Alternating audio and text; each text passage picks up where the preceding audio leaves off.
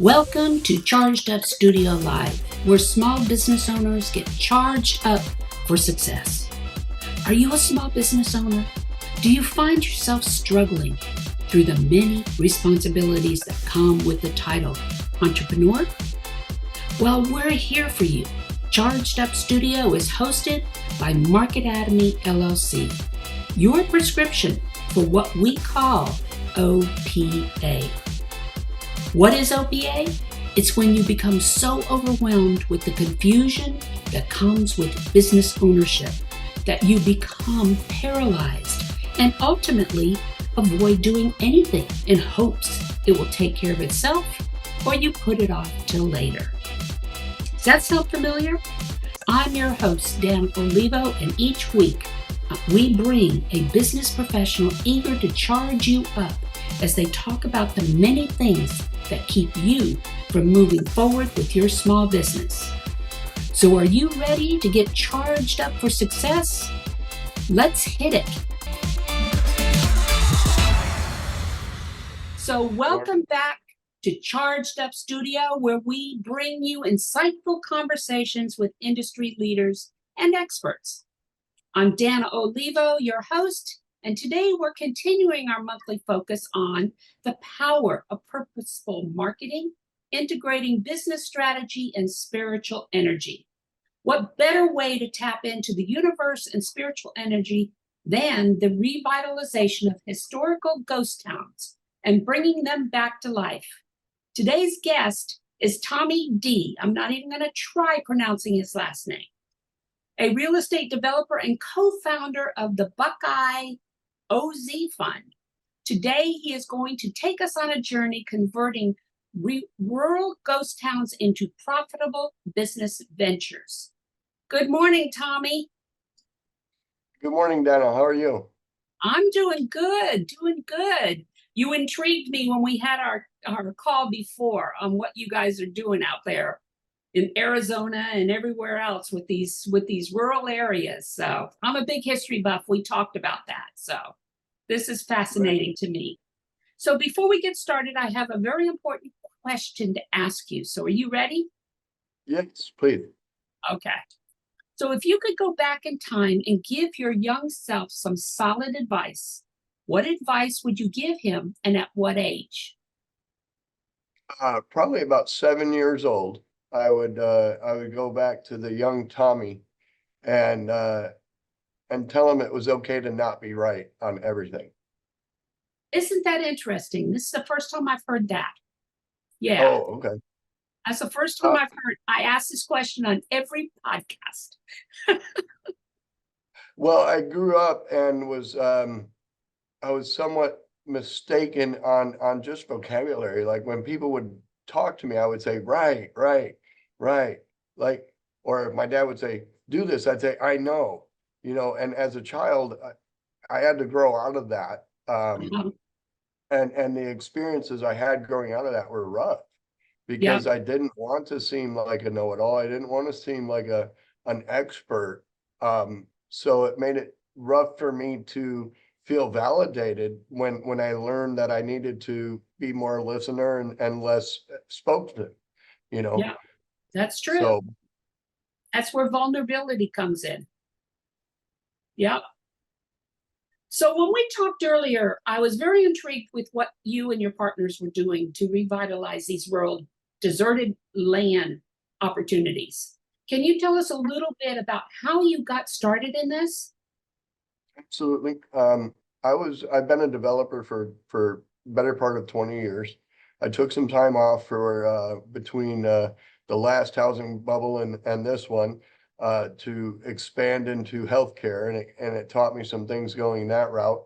But after COVID happened, I realized that if I was going to make a legacy or something for my grandchildren to remember me by, I needed to do what I was good at, and that was development. And I felt that by developing like a campground or some kind of generational wealth project, I've been building subdivisions and building multifamily and commercial development for a long time.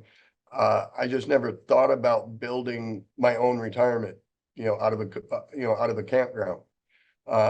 So when I started looking at what it took to raise the money, build the capital, do all the stuff necessary to start a campground, I found there was a gap between what I could raise for single family residents that makes very little return on investment, and $10 million, where I would do syndication and have multiple partners or strategic partners involved to achieve the development of the campground. And what happened was I found this loophole in the government. By doing a little research, it's not even a loophole. It's an incentivized program that was developed by what do they call it? Bipartisan action between a Republican and a Democrat. They came up with a way to develop in economically depressed areas and build them up. And so about 2 years ago, I went from wanting to build my campground and dedicating land to it. Like, for example, our model was to be a nonprofit organization as well as a for-profit campground. We were going to dedicate a portion of the land to a monument for the Apache Wars. And from doing that dedication, we would have attention and people coming out to give us money to sleep on the campground. That idea was taking a long time. And so it was we didn't lose that idea, we didn't lose that dream, but we realized that we needed to go a different way around it. And as a developer, I was able to know some people that when I told them what I was doing, they're like, oh, well, what you need is a real estate investment trust, or what you need is a private equity fund, or what you need is some joint ventures, or you need venture capitalists, or whatever, Right. whatever vehicle they are used to doing to do these big projects is what they were advising me to get into. So how I ended up in ghost towns was I already do a lot of off-road exploring. As a kid, I read Westerns about Louis L'Amour and the areas that he spoke about. And I came out here 6-7 years ago when I was working as a registered nurse. I only had to work 6 days to get 8 days off. So what do you do aside from spend money? But I went out and explored all of the great areas in Arizona that I recalled reading about as a kid. And so in discovering those areas, I found areas that were popular by the off-roading community, but also by the solar panel community and the farming community and the ranching community. So there was a lot of interest in these ghost towns.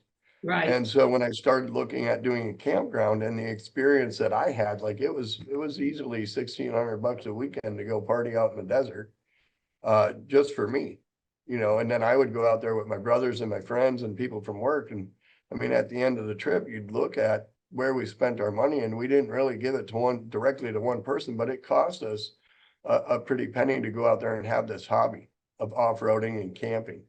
I thought, how could I make that cheaper? And that's where the dream started. And then when I learned about the Opportunity Zone program, I was able to then figure out geographically where to start these things. And it just so happened to be in areas that we already explored and went to. That's where the spiritual connection for me comes in.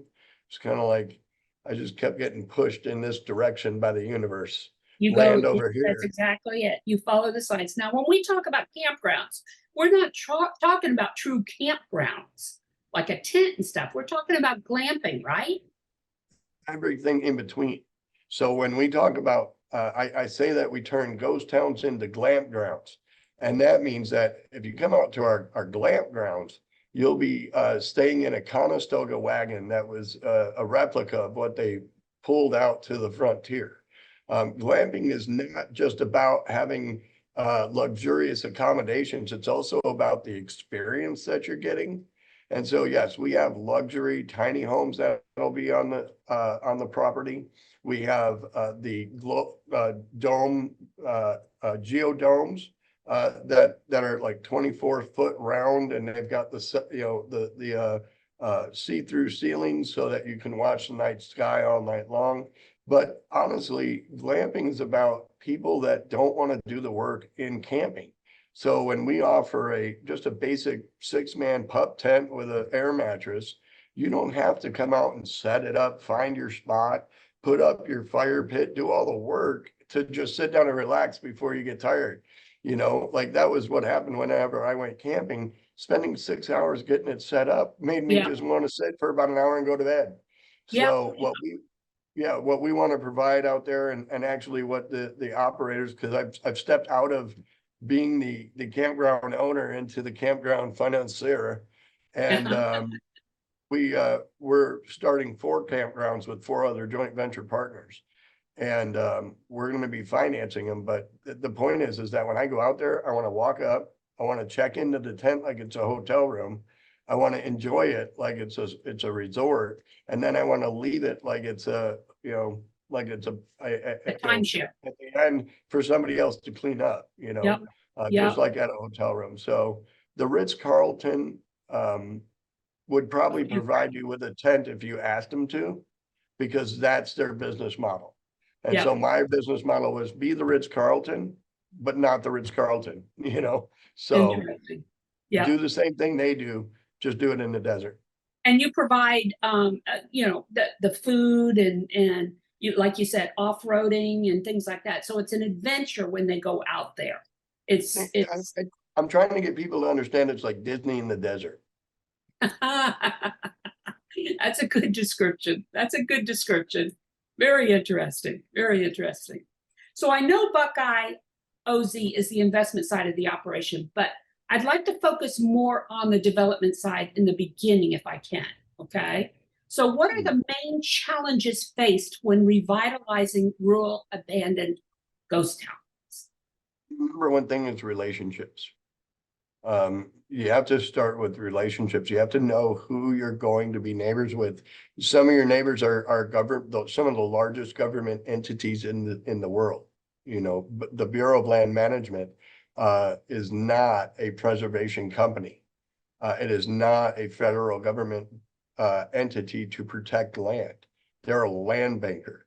And so a lot of people don't even know that you can petition the Bureau of Land Management to sell you the property if you have a better economical viable source of income for that property than what they're using it for at that current time.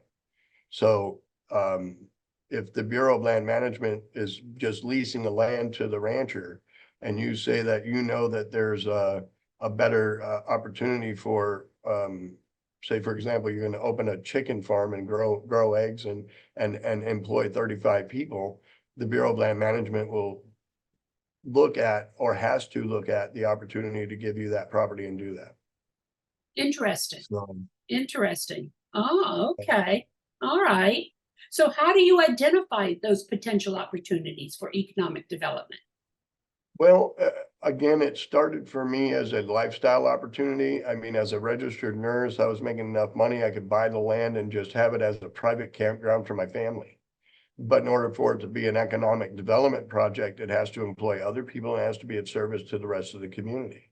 Right. And so when I was looking at different opportunities to fund my project without giving away equity to, say, somebody who's completely not in the same boat as we are, say they're, for example, a solar panel farm, and I fight up against solar panel people a lot, because that's the new hot thing. That's the buzzword. Right. Solar panels are great, but they're only great as long as they're not covering up the desert floor that has an amazing amount of wildlife and plant life that is getting destroyed.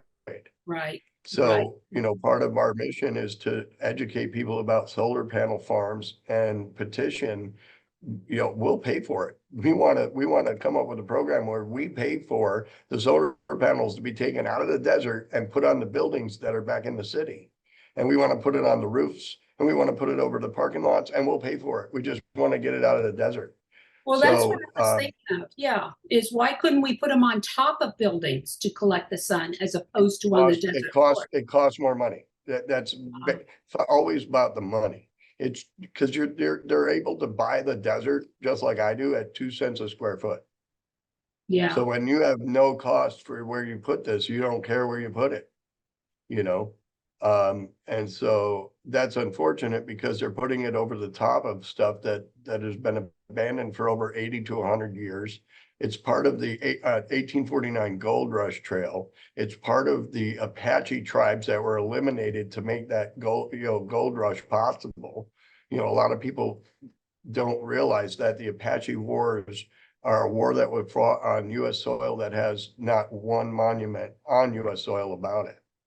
So that was what we were going to do as a nonprofit organization, was build a monument to the Apache wars and have a recognized spot, a monument for that on our campground property, which would have been the attraction to bring people out there to go camping and off-roading and do the Disney desert stuff. So how we got to the development of it. I mean, I've been doing development since I was 17 years old with my dad. We'd look at a cornfield and know that there was 240 houses and a water plant that needed to go out there. So, drawing that on a piece of paper was what we would do. And then we'd hand that to a guy with a computer and another guy with a lot of money. Right. And we'd come up with a development for 240 single family homes and a water distribution plant, a wastewater treatment center, and done. Yeah. That's how we made that's money. The traditional side. That's the traditional, way of doing things, when you're talking about the architectural design and economic development, But so getting back to the campgrounds and things like that, what type of people are you attracting to these campgrounds? Who is your target audience? Who's coming out there? What we have, like I said, we have a portfolio we've designed, and we have 4 themed glant grounds. Okay, 4 RV theme parks. And our first one is the Old West. The second one is the mining town. Third one is the military base, military camp. And then the 4th theme that we have is the more luxurious one, that is the Mirage in the desert, or the lake in the desert. Okay. And so between those 4, we're able to make a pie. And this is something I encourage a lot of people to look at when they're trying to figure out their market. You make a pie and you cut it into 4 pieces, maybe cut it into 8 pieces, and then you start labeling your pie. Who is your customer? And that's what we did. We started with 4 pieces, and they were off-roaders, families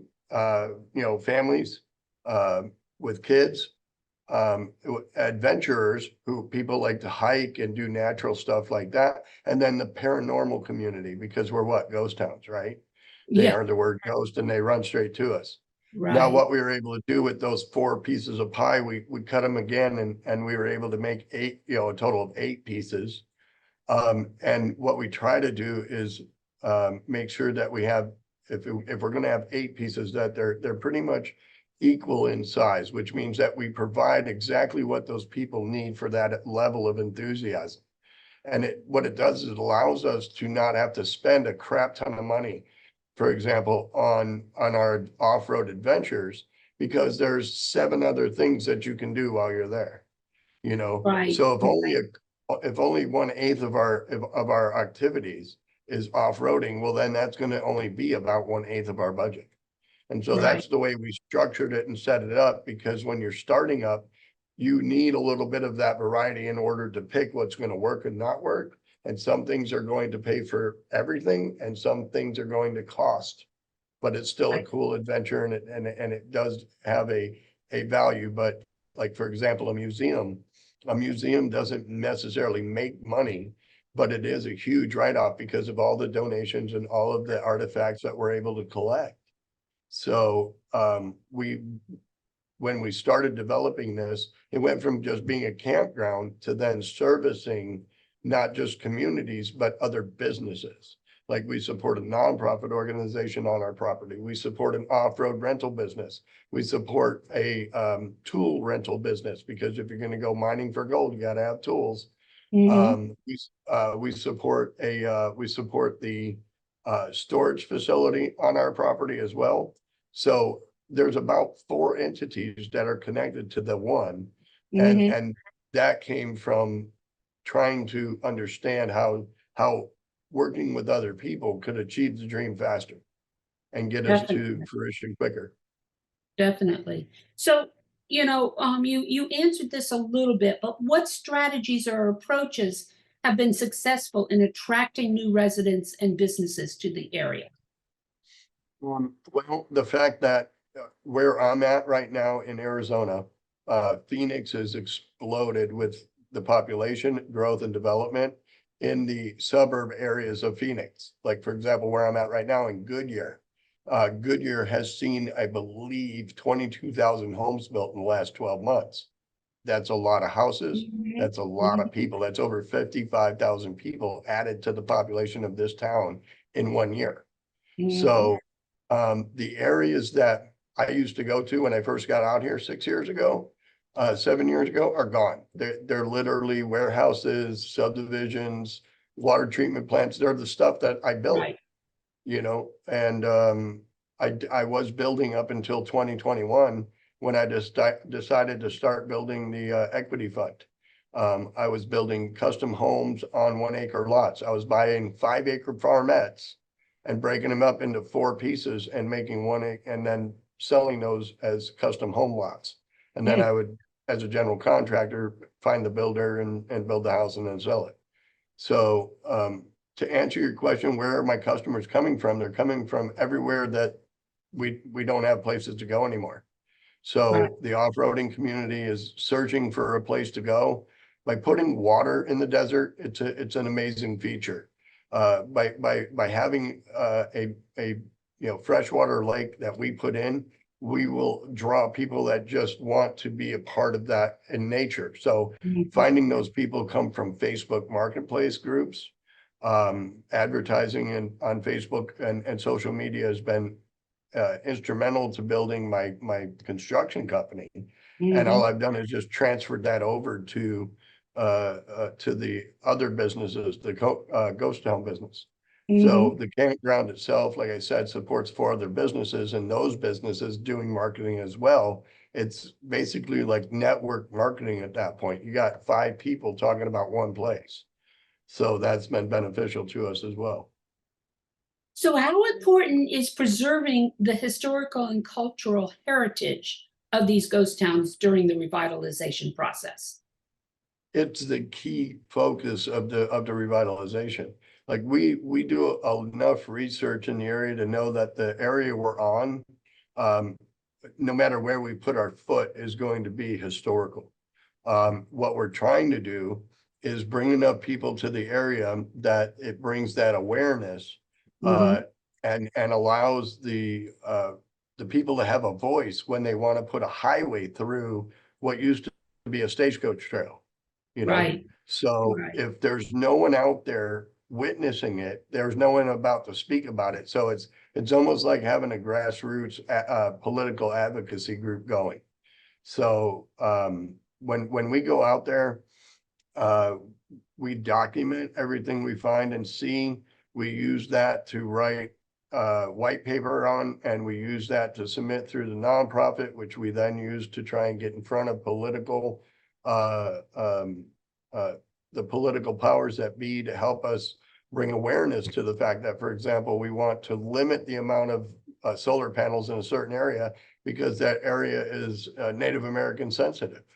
It was Yeah. either a tribal burial ground or a tribal village at some point, and there's evidence there that proves that.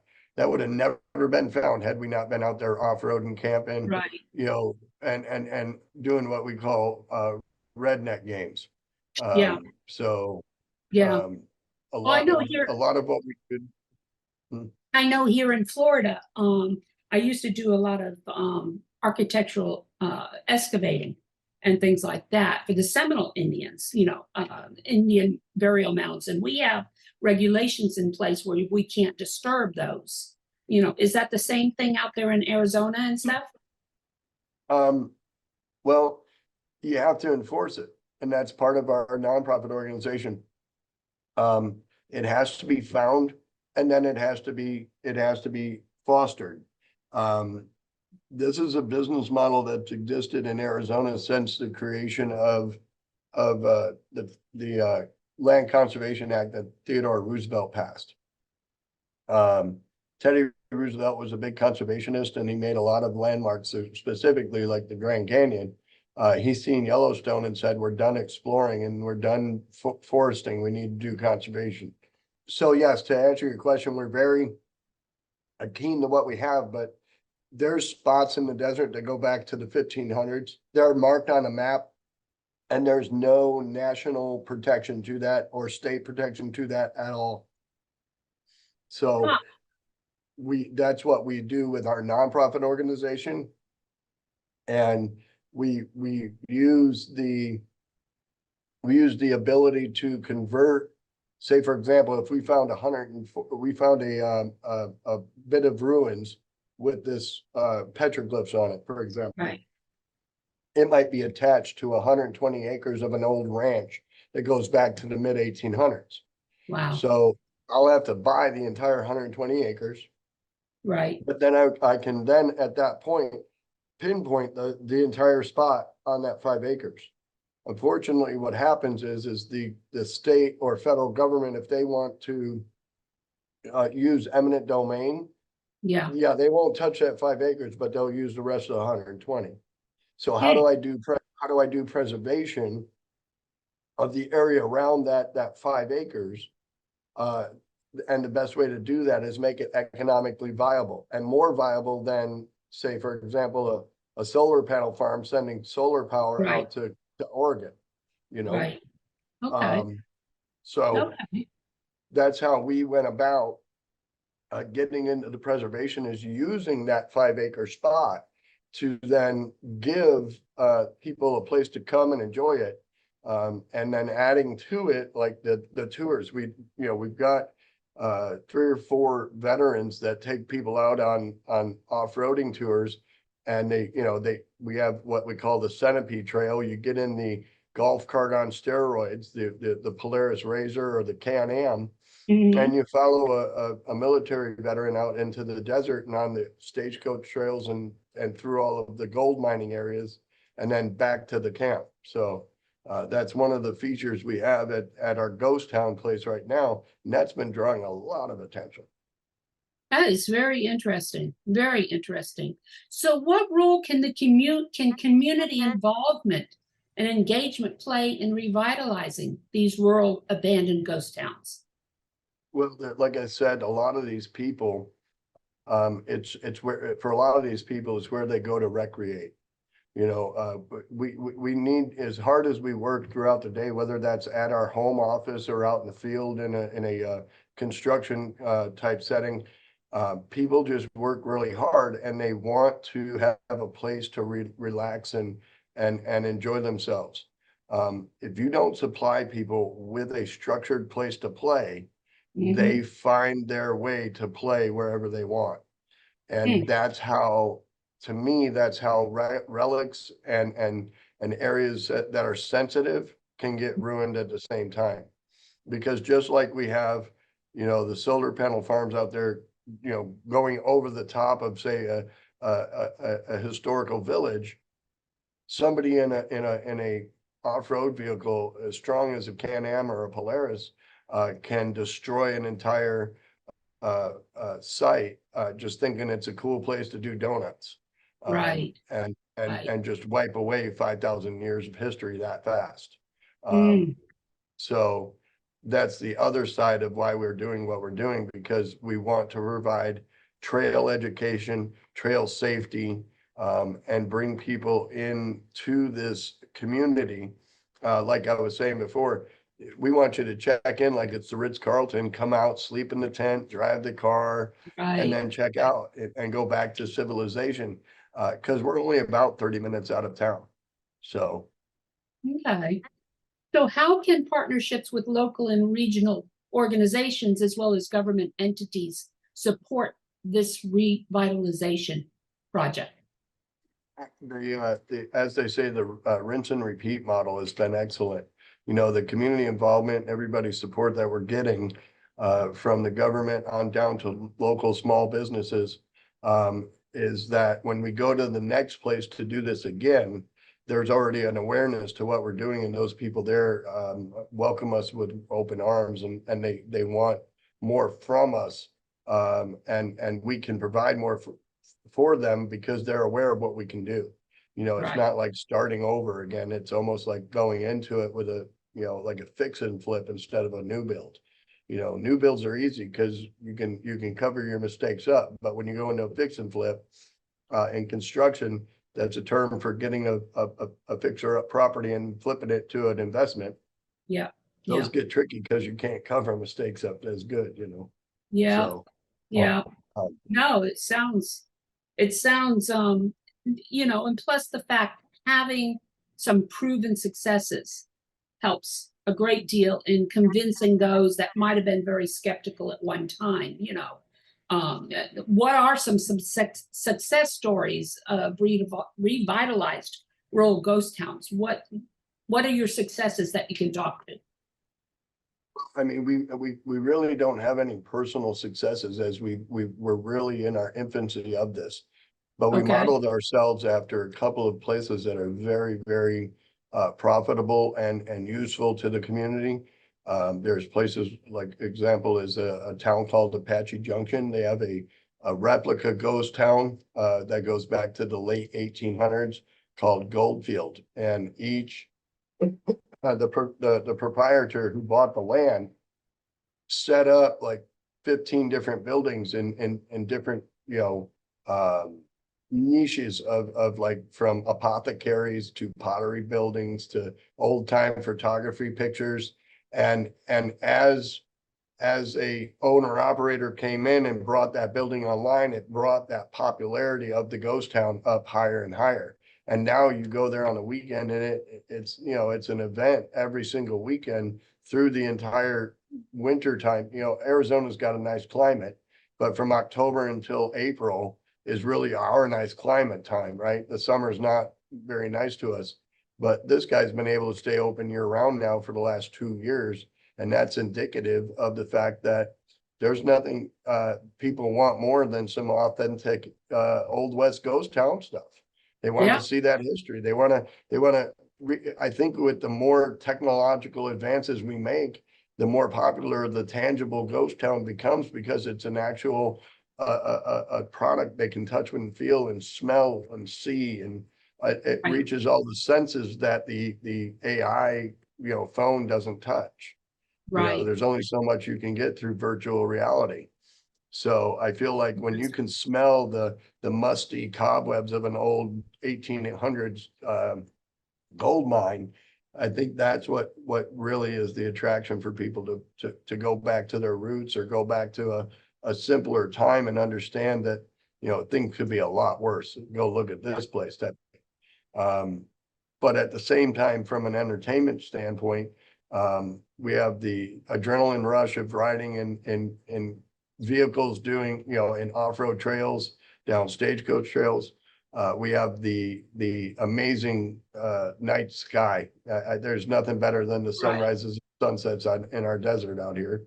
So there's those things that we have out here as well that we appreciate. So it's not just about preserving the land or making money. It's about using the money we make to preserve the land. So Very good. That we can have it for future generations. So we're coming up on the end of another episode of Charged Up Studio. And I know that you are also in the fundraising stage of this project. If we have anybody out there who's listening, who's interested in finding out more information on this project or possibly taking advantage of, once you're completed or whatever and joining you guys, how can they get a hold of you? My name is Tommy D, and the best way to get a hold of me is through our website, invest at buckeyeoz.com. And I'm also reachable by cell phone. I don't know if I'm allowed to put that out there, but sure. You can text or call me to get time to speak. My number is 602-888-9199. That's my personal cell phone number.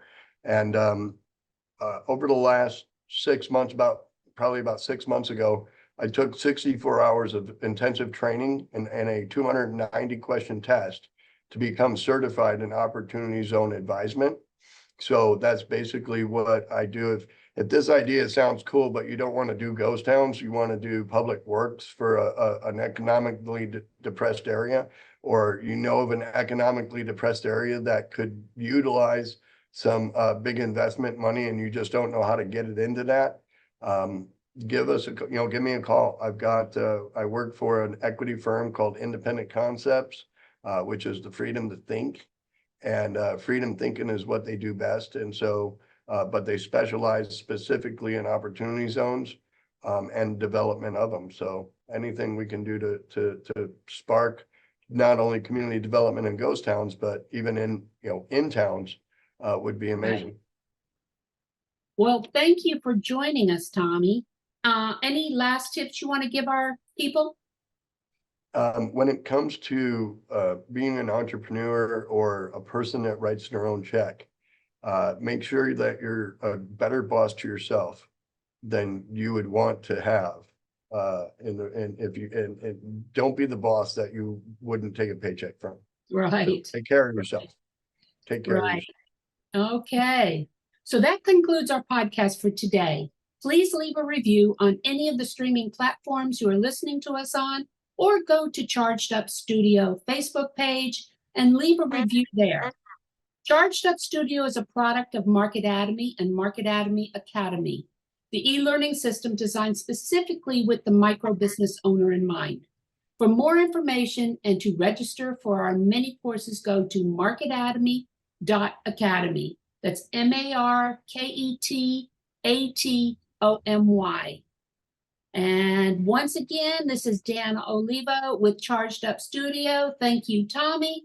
And we'll be back next week with another exciting guest. In the meantime, go out and have a charged up week. You've been listening to Charged Up Studio Live, the podcast with you, the small business owner, in mind, with your host, Danna Olivo. Join us every Tuesday as we bring you valuable tips and insights into many of the topics you don't know about growing a successful business. Please leave us a review on any of the streaming platforms you are listening to, or visit us on the YouTube or Facebook page and leave a review, or subscribe so you don't miss another episode. You can also support us through Patreon by visiting our website, chargedupstudio.live, and click on the Patreon link. Until next week, go out and have a charged up week.